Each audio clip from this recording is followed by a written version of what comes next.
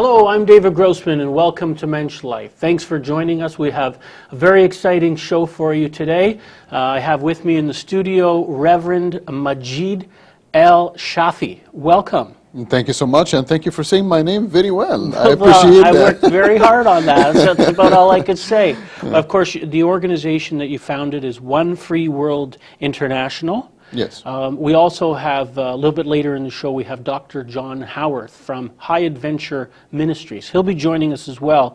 But first I wanted to talk to you, Majed, about your life, because you have a very interesting story. You were born as a Muslim, raised as a Muslim, living in Egypt, and eventually converted to Christianity. That's correct. And that set off a pretty wild chain of events. Do you want to give us a bit of an idea of your background? How did it all start? Well, when I was born, I was born from a very well-known Muslim family back home in Egypt. Most of them worked in the legal career. What I mean by that, the uncle was judge in the Egyptian Supreme Court, the father was a lawyer, the brother was a lawyer. When you're born from a family like this, you found a huge big library in your bedroom full of books about human rights, justice, freedom. I read every and each one of these books. I believed in every and each one of these books. After I finished my high school, my family was wondering where do I want to complete my education or continue my education. So I would like to take on the family business. So I went to the law school in Alexandria to become a human rights lawyer. Mm-hmm. In the first year in the law school, the persecution of the Christian minority in Egypt shocked me to the core. As a Muslim young man, was wondering why there is persecution happening to the Christians in Egypt. Mm-hmm. Let me put it by this way. You don't persecute somebody unless you are afraid from the truth that they carry. Right. This is how I see it personally. Okay. I live downtown Toronto right now. Like if I get people knock on my door from Jehovah's Witness or whatever, mm-hmm. I open the door and I smile in their face and I tell them come in. Right. Okay. I don't need to persecute them. Right. I'm not scared from the religious debate that I will have with them. Mm-hmm. Of course, after they come in, I lock the door. They cannot leave, but that's another story. But it's Egyptian humor. Don't worry. But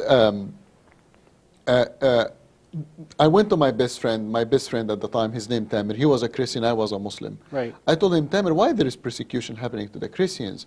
And he told me, if I answer your question, maybe this will hurt our friendship together. So I will give you a book, read this book, and you found answers for every question that you have. This book was not only about rules and justice, it was also about love and sacrifice. We call it the Holy Bible. Okay. First time I opened the Holy Bible, it was John 8, when they brought a lady commit adultery, threw her in front of the Lord, told him, judge her according to the law of Moses. And he said, you know, who without sin, cast her the first stone. And they left, and he looked back to the lady, he told her, go sin no more, I forgive you. This was the first time I read the Bible. Okay. And the more I studied the Bible, after that I converted to Christianity. I went back to my friend Tamer and I told him, when we face problem, you have two options in life. To become part of the problem or to become the heart of the solution. Right. So we started a human rights organization in Egypt, grew up to 24,000 people in 2 years. Right. We built churches inside caves because according to the Egyptian law, you cannot build churches outside. Okay. It's against the law to build churches. So it was evident to anyone who knew you what you were doing. Was it very difficult? I mean, did you start receiving much opposition? It was underground. It was really underground. Not a lot of people. So nobody really knew what you were doing? Yeah, not a lot of people. After that, we built a medical clinic, newspaper to ask from the Egyptian government to give us our rights. And I started to write a book about the difference between Islam and Christianity. That's when, in August 15, 1998, I was arrested 1:30 in the morning. I heard knock on my door. I was arrested from my home. I was taken to a police station. Lazogli police station is behind the Egyptian parliament. And they asked me, you know, we know who you are. We know that you are the head of the organization, but we don't know who's your followers, who's the rest of your friends. I told them I don't know which followers and which organization, and if you know everything about me, why are you asking me? Right. So they told me, you want to play tough? We can play tough together. I told them, tough is my middle name. You have no idea. Carry on. Mm-hmm. The next day, they transferred me to Abu Zabal jail. And if you ask anybody from the Middle East, what is Abu Zabal jail, they will give you one answer: it's hell on earth. I went to Abu Zabal jail. For the people who's listening right now, they don't know the situation really in the Middle East. 25% of the space of Abu Zabal jail is underground. Okay. And they call it the torture section. And I was put in there for 7 days. The torture takes place for 3-4 hours. They give you rest between for 20 minutes. And every day they take you to higher level of torture if you did not speak. So they wanted you to give up the names of... The names of my friends. All 24,000. All 24,000, or at least the leaders of the cells and so on. Day number 1, they shaved the hair of my head. They put my head in cold and hot water. They put me back in my cell. They told me, tell us the name of your friends. I told them, listen, I didn't take a shower for a long time, and I enjoy the cold and hot water. And to be honest with you, I look very handsome without hair. Thank you very much. I would say. Thank you very much. Wait until you see John. Anyway. John Howard. Yes. You'll see that in a few minutes. Day number 2, they hang me upside down. They beat me with everything in their hands. I was bleeding very badly. They burned me with 3 cigarettes. They took the nails from my feet, of my toes. How long did this go on for? This takes 3-4 hours, give you rest between for 20 minutes, and after that they carry on beating you until the end of the day. Basically. But I mean, like a period of weeks? This was second day. I was tortured for 7 days. 7 days. 7 days. For me, it was like 700 years. I can imagine. And they put me back again to my cell in the end of the day. They told me, tell us the name of your friends or we carry on. I told them, no, I will not. They told me, do you know what will be your torture if you did not speak the following day? And they usually will tell you that your punishment the following day. Right. So you will spend all night long thinking about it. Yes, okay. They told me, we'll release dogs to attack you. Okay. So they put me back on my cell. They closed the door. And this was the time that I prayed to the Lord, and I told him, Lord, you created me, you know that I'm flesh and blood, and you know that I cannot handle the pain. And I'm scared that under pressure and under a lot of pain, I will mention the name of my friends, and this will kill many people in Egypt, and this will be betrayed to all my friends. So I told him, just take me home, just kill me before tomorrow morning. Mm-hmm. Day number 3, they opened the door. Obviously, I was still alive. When they open the door, you can see the shadow. It's a very dark room. When they open the door, you can see the light of the corridor outside. So whatever happening in the corridor, you can see their shadow in your room. And you can see the shadow of the 3 dogs getting closer and closer to my room. Right. And I went and I sat down in the corner. I tried to cover my body as much as I can. Like I sit down and I covered my chest by my own leg and my hand, my face by my own hand. And as the dogs getting closer and closer, you can hear their voices and their noise, you know, when they breathe. Growling, yeah. And they came and I prepared myself for pain. I prepared myself for agony. But I can feel them and hear them inside the room beside me, but I couldn't feel the pain. So I took my hand away from my face little by little to see why I'm not. And that's what I saw. All 3 dogs sitting around me. None of them moved one single step. They liked you. The bottom line, that's how I explain it. Mm-hmm. And I know a lot of people that will be watching us right now maybe don't believe in miracles, maybe don't. What I know, in my heart at least, that, you see, these dogs listen to their master. They've been trained to listen to their master. But there is no higher master than our Lord Almighty. That's how I say it. Right. The officers, the soldiers didn't know what's happening. They took the 3 dogs. They bring another set of 3 dogs. Another set of 3 dogs sit in the same position. Same thing. With one little different. The middle one took a step forward and he licked my face. Oh my gosh. They took the dogs. They didn't understand what's happened. Day number 4, officer number 27, big strong man.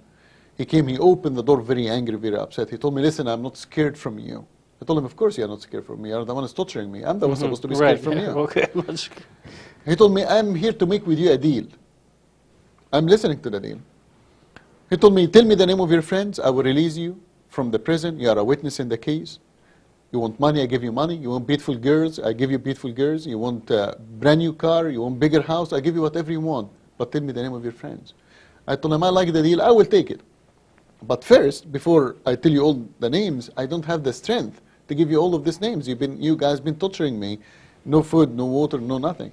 Go get me food, and I eat, and after that I tell you. Okay. He told me whatever you like to eat. I told him shish kebab. For most of the people that they will listen, they can imagine the shish kebab. The Middle Eastern everybody shish kebab. likes shish kebab. Exactly. Better than McDonald's, for goodness sake. Anyway. Okay. They went and they bring the best shish kebab. I sat down, I ate.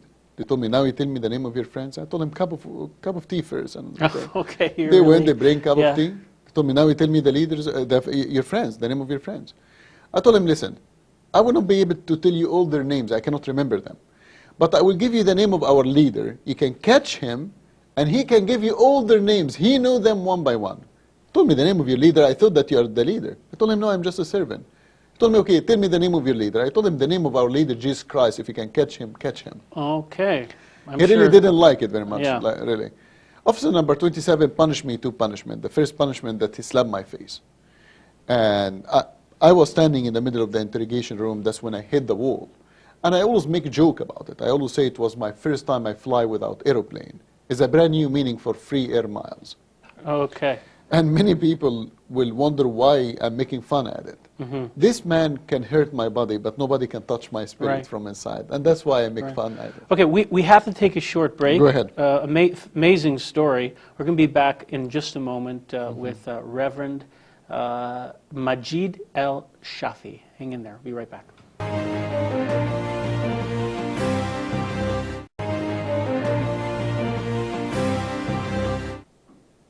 Okay, we're back here on MENSCHlife, and we're talking with Reverend Majed El Shafie. So you're in this prison, and it sounded like you were close to making some kind of a deal, but you were not willing to give them what they were looking for. Yes. And as I mentioned, I told them, if you want to catch the leader, Jesus Christ is the leader. You catch him if you can. Well, I had two punishments. The first punishment that he slapped my face. The second punishment that they took me to another dark room. There was a piece of wood in cross shape. And they took off all my clothes. They crucified me for 2 days and a half. So they actually hung you from the cross? Yes. It's not like nailing. Your feet touching the ground. Right. But like you tied in your neck, your hand, your waist, your arms. Right. And in the end of the 2 days and a half, they brought an Egyptian knife. It's called mangal. And they make cut in the back of my left shoulder to the bone, and they put salt and lemon in the open wound. I'm telling you a very long story short because of the time of the program. I lost my conscience. I found myself in a police hospital. The Egyptian police, after that, accused me of insanity. This is the old game in the Middle East. If you are against the regime, you are insane. Right. Why they didn't kill me immediately? Because they will make a hero, a martyr out of you. So they need to destroy your character first, or your reputation first. And after that, they kill you. They put me in house arrest for 8 months. After this 8 months, they present me to the military court, martial court, or court martial, that's what they call it. And they accused me with 3 charges that I tried to make revolution against the Egyptian government, that I was trying to change the official religion of Egypt from Islam to Christianity. And believe it or not, that I love and I worship Jesus Christ. And I told them what I will tell you right now. I am guilty as charged, because if worshiping the God that I desire in my heart is wrong, I don't want to be right anymore. But you weren't trying to convert all of Egypt to Christianity, No, were you? but like this is what the charge in general. Right, okay. Like it was a package. You take it all or you leave it. You know what I mean? Okay. And I'm proud to take it all. Okay. I'm proud by what I did in my life. I received the death penalty. Before the death penalty take place, they send me back to my house arrest, where the death penalty will take place 3-4 days after that. My team, they came, they attacked the house. I was able to escape from Cairo to Alexandria, from Alexandria to Sinai, and from Sinai, I stole jet ski and I crossed the border from Taba to Eilat to Israel. Right. Now, has anyone ever told you that they've pictured you on this jet ski on Yes. on a book? that you might write one day, that this would be a great cover for a book? Because you know, immediately when you hear of that on jet ski, that's the image that comes to mind, right? Yeah, I think some of the Israeli media actually capture it. Yes. Right. Yes. Right. Okay, so let's fast forward. You made your escape. Eventually, you made your way to Canada. Yes, that's through United Nations and Amnesty International. Okay, yes. and now you're this organization that you founded called One Free World International. This organization, you are reaching out to persecuted people all over. Is that correct? Our One Free World International now become one of the biggest human rights organizations in the world. Basically, we have 28 branches around the world that we're defending the people who are facing persecution for their religious belief. Okay, Majed, we have to take a short break, and you'll tell us all about that in just a moment. Hang in there, we'll be right back.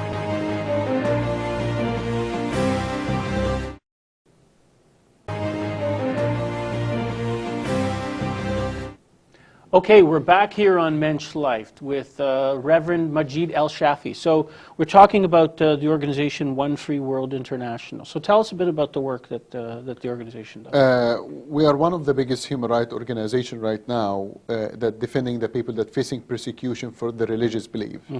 We're standing with the persecution of the minorities, especially the Christians in the Middle East and elsewhere in China as well and so on. As well, rising of the anti-Semitism in Europe and in North America. Right. And we also stand beside other minorities such as the Baha'is, the Ahmadis, the Muslim Uyghurs, and the Muslim Uyghurs. Uyghurs? They are the Muslims in China. Okay. Yeah. And basically, whatever persecution that's facing any community for the religious belief, we will be there to defend them to the best of our ability. Well, I know you're doing some great work. I saw one of the videos on your website. You brought a family in from Pakistan where Yes.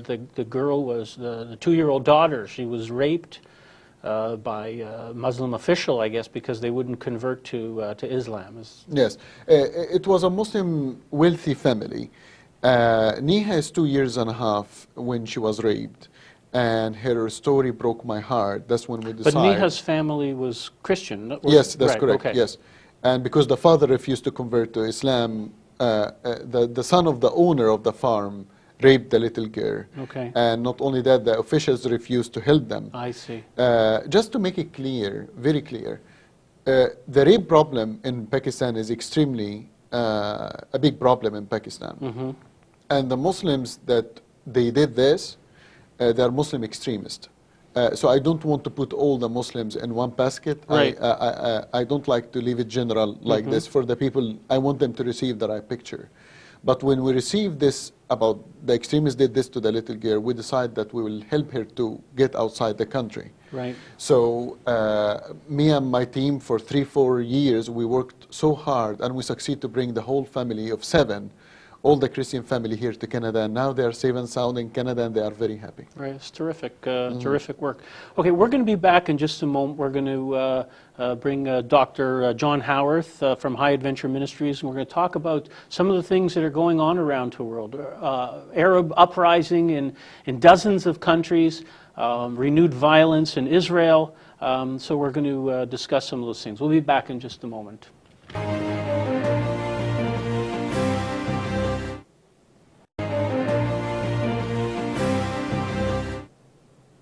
Okay, welcome back to MENSCHlife. We were joined by Dr. John Howarth from High Adventure Ministries. John, welcome. Thanks very much for joining Majed and I. Yes, it's great to be back on the show, David, and be back with my friend. We used to have to call him Mac Smith, because when he first came to Canada, those who were able to bring him here were afraid for his life. And so he was known as Mac Smith. Mac Smith. Oh, Mac that was Smith. Like to hide him. That hide his identity, that's right. So I have a hard time calling Majed. I still think of him as Mac Smith. The only problem, it was not very good hiding, really. I don't look like Mac Smith, so no, everybody. Exactly. But even when he was in Canada. Yes. Yes, it's great to work with him again. So it's a pleasure, John. It's great to see you again, Majed. Okay. Great ministry. So we see a lot of upheaval in the world in so many different countries. And John, I know your organization is operating radio, shortwave radio, and perhaps other forms as well, doing Christian broadcasting in so many Arab countries. How have you been affected by all this uprising? Well, we have a lot of our constituents here in Canada who are persistently asking questions. They're concerned about what's happening in the Middle East, and they're also concerned about how this is going to affect the nation of Israel as well, because most, if not all, of our constituents would be supportive of the nation of Israel, spiritually and financially, and with the humanitarian projects we do over in Israel as well. Okay.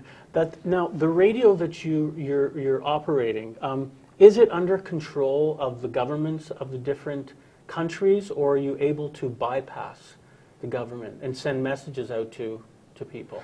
The stations that we have built and that are functioning, and we also raise money to have staff the radio programs and to buy airtime. They are all under the government's authority and regulations and licensing, including our radio station in Bethlehem. It's under the authority of the so-called Palestinian Authority, and they issue the license. And we have an Arab Christian man who owns the station and runs the station. We help pay for the tower that was just raised there. We help pay for equipment, and we help raise money to pay for staff there as well. So he's directly under the authority of the Palestinian Authority, and they're making it increasingly hard on this man to stay open and stay on the air because of the 6 hours each day that there is Christian broadcasting in English. The rest of the day is in Arabic, community affairs, community health issues and things like that. But 3 hours in the morning, 3 hours at night, we have Christian broadcasting in English. I'm surprised they allow you to operate. I guess you have to be very careful what you say, sort of like in Canada here with CRTC. That's right. When they're governing. So you guys have to be very careful what you say. Whereas, you know, a medium like Facebook or on the internet, people can say whatever they want, and you know, it may have contributed to some degree.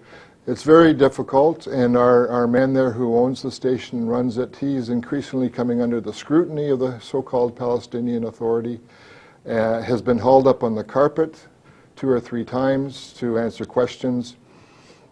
But the Christian broadcasting that we're doing is also not only targeting the 5 million Muslims from Ramallah to Jordan with the gospel of Jesus Christ, but it's also a tourist attraction as well, because our programs highlight the tourist spots in Bethlehem. We encourage tourists in Israel to come to Bethlehem, and during the day they list the different biblical sites and so on. So that's the way that we're able to stay on the air right now.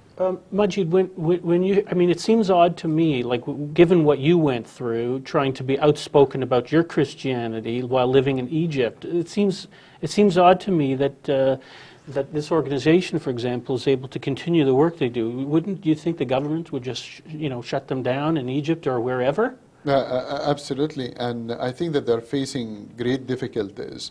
I know John for many years, and I know the organization for many years. Myself used to have radio programs with them, and I saw their struggles to carry on the programs and the airwaves and the challenges that they are facing daily. And by all means, great organization, great work, and sometimes they have to broadcast from outside the country, or using satellite from outside the whole region to do it. Okay. And sometimes they need to change the waves if the government tries to cover on their wave.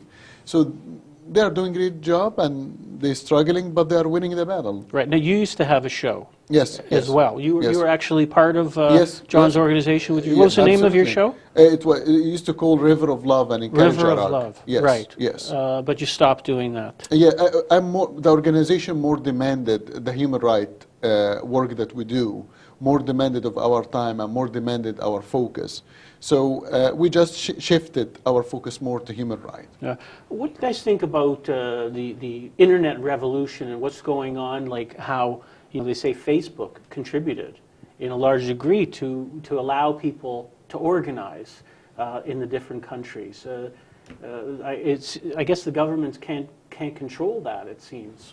John, what do you think? Well, I can't offer any opinions on the technology, but the fact is, with Twitter and Facebook, that's how these revolutions and these uprisings started and gained momentum. And I think one of the key things for you, David, and your listeners is that the internet is the way to go. The internet is the future. And so this broadcast, this program, will be very effective in that light. It was astounding to see the rapidity of the communication and the volatility of each uprising starting in Tunisia just take off. It was an old man like me. I'm astounded by it. Yeah, it's pretty incredible. It is very incredible. We're going to take a short break. When we come back, we're going to talk about a website that was set up on Facebook recently to start an intifada. Yes. A third intifada against Israel, which, by the way, I think was actually taken down this morning. Was it? It was, okay. But it reached over 300,000 members. Yes. So May 15. The date was May 15 of this year that the third intifada will start. That's May what they're 15, targeting. Yes. So lots more to talk about. We're going to be back in just a moment. Hang in there.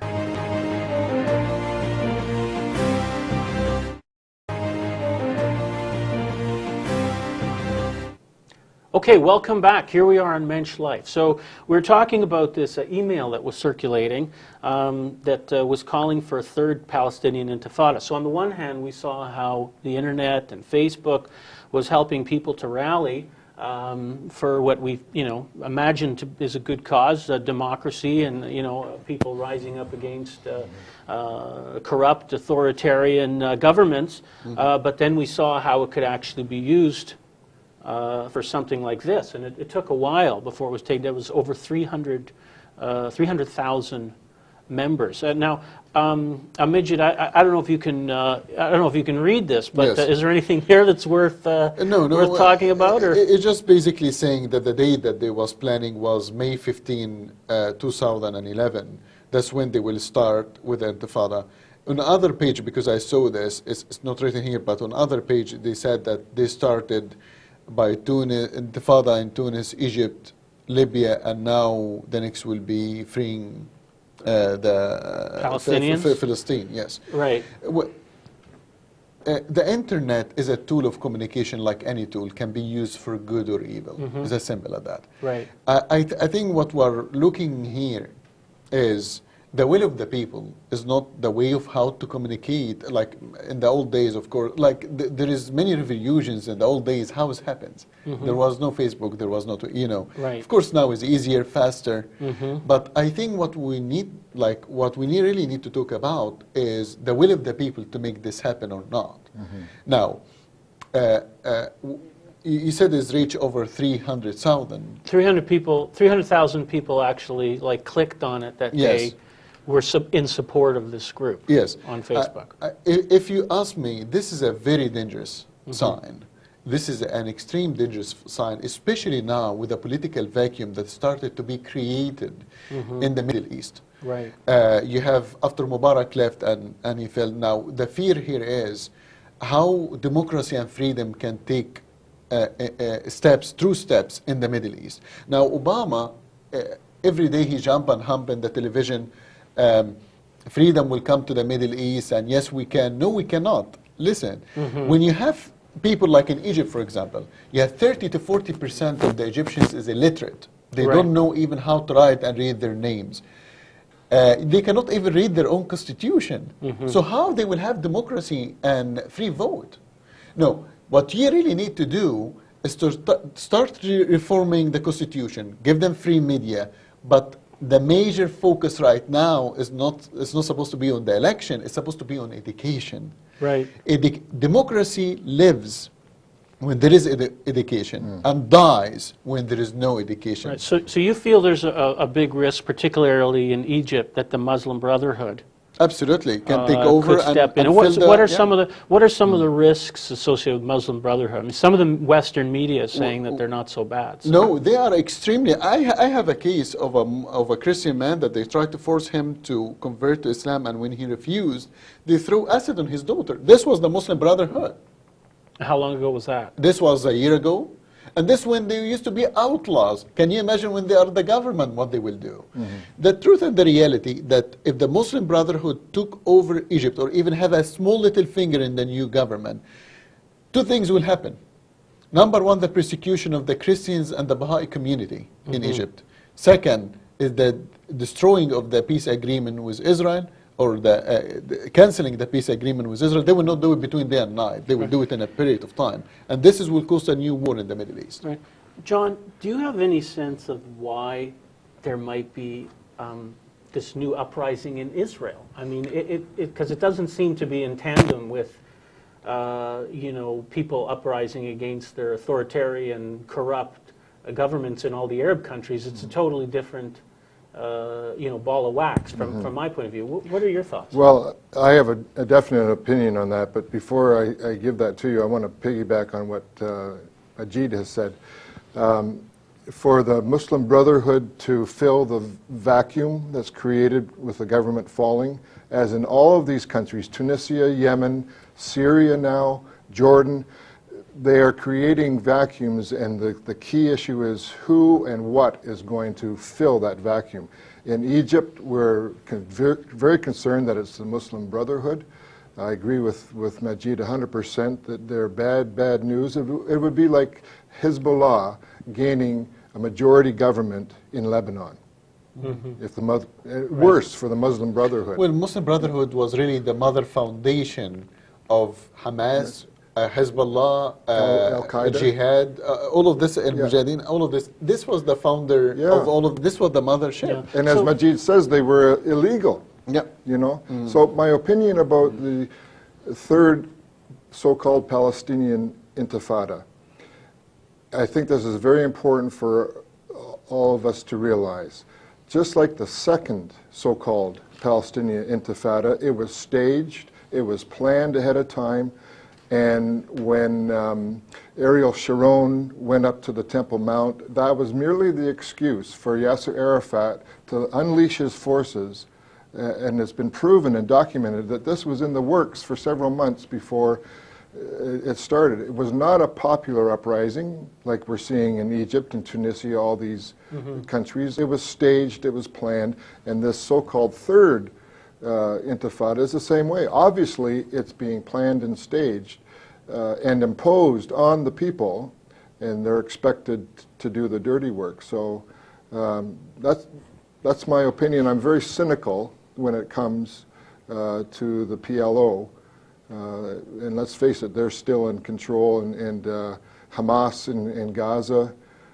It's a very, very tender situation, and I can understand a little bit at least how the Israelis and the Israeli leaders are nervous, and they're waiting to see what's going to happen in each of these countries around them, especially, as Majed says, with Jordan and Egypt and the peace treaties that Egypt has with them. What's going to happen?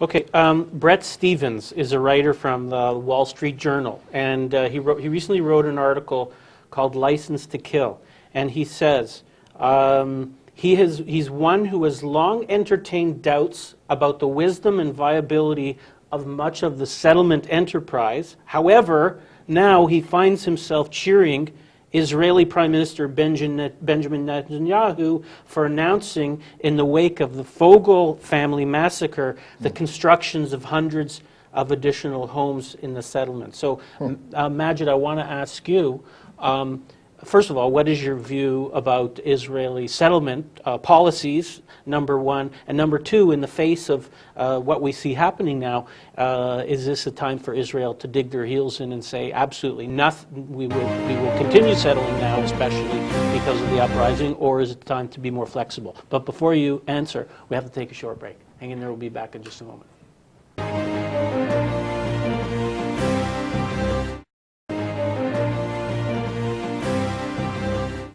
Okay, welcome back to MENSCHlife. We're here with Reverend Majed El Shafie. Yes. And, of course, Dr. John Howarth. So my question to you, Majed, was about this issue of settlement policy. What are your thoughts on Israel's settlement policy? And now that we see some uprising, increased rockets again coming from Gaza, there was recently a bomb in Jerusalem.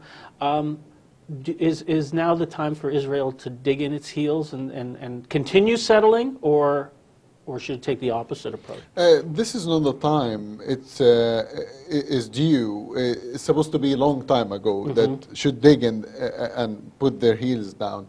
Israel is the only country in the Middle East that won a war and still give the land back.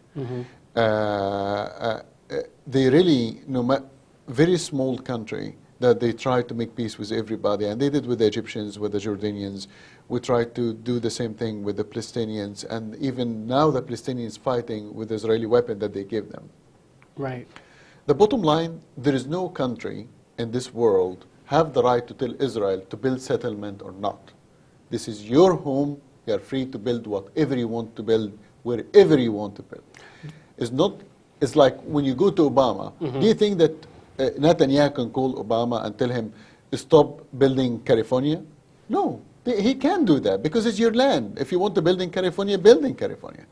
And the same thing about settlement in Israel. They should build in anywhere they want. This is their land. Yeah. Okay, if the Palestinians, let's say, recognized Israel as a Jewish state, because in the last round of negotiations, apparently that was the deal breaker. Netanyahu said, "Oh, we can't move forward if we're not going to be recognized as a Jewish state." If the Palestinians did recognize Israel as a Jewish state, would you be in favor of a two-state solution, assuming that Israel's security could be maintained? Listen, I'm sure that it will be up to the Israelis and the Jewish people to decide that. What will not be up to them to decide is dividing Jerusalem. Okay. Dividing Jerusalem is out of the question. Now, if the Israelis want to vote on building there is already two states, as we're talking. Like really, there is Palestinian Authority and there is Israel. And both of them side by side. So there is already two states, you like it or you don't, or you believe it or want to recognize it or not. There is already two states. But the major point here is dividing Jerusalem. Right. Dividing Jerusalem is out of the questions. Let me put it like in the street language as possible as I can. God give the land to Abraham. He didn't give it to Arafat. This is long story short. And what I'm really saying here, like you want to make peace agreement and all of this stuff, that's good. I hope that the Israelis will learn from their mistakes in the past because they tried before and they keep giving and they keep giving and they get hit back. So now there need to be a new system built in the place. And they should not listen to the pressure from the West, especially the United States and President Obama. But what we really need to know right now is dividing Jerusalem is out of the question. That's right. Yeah. I was recently in the U.S. and I was talking to a friend of mine, and we were talking about some of the differences between the politics in Canada versus the U.S. He was telling me that 80% of the Jews in the U.S. supported Obama. Yes. Whereas in Canada, I think most Jewish people would support the conservative government under Stephen Harper. Not really. They no, would you don't support think so? liberals. Most Jews in Canada would support liberal. And Stephen Harper would stand beside the Jewish community in Israel like no another prime minister in the history of Canada. And you don't think he's got the majority support in Canada? From the Jewish community? Yeah. No. I don't think so. I think the majority of the Jewish community support the Liberal Party, the really? government. Yeah. And why do you... The NDP as well. I mean, that's a surprise to me. I just assumed that wouldn't be the case because of how strong Stephen Harper is in supporting Israel and the Jewish people. Well, traditionally, and Majid's right, traditionally, historically, the Jewish community has supported either the NDP or the Liberals.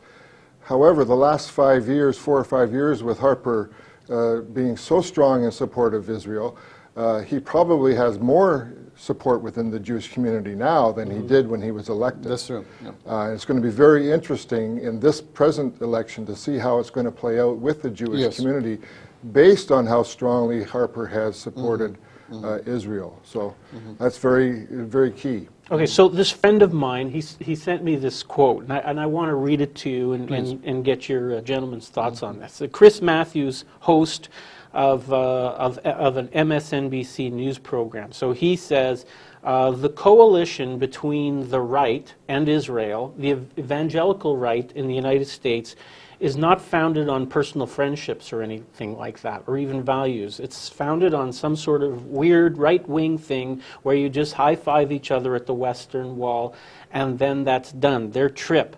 There's a certain brand of evangelical Christians who believe in revelations that Armageddon is coming and that will happen in Israel, basically. What do you think of this, John? I mean, you're an evangelical, and I know I've always felt that we were good friends. But when you read something like this, or you hear this, what do you think? Well, we are really good friends, and I celebrate that. He's off base a little bit. For an evangelical Christian, what defines their life and what they do with their life is based on a personal relationship with God through His Son, Jesus. So I would disagree with this gentleman that the opinion and decision to support Israel as an evangelical Christian is a very personal thing. And it's not just a political movement. The politics would come out of a personal choice based on what the Bible says. The older covenant, the Hebrew Bible, plus the New Testament.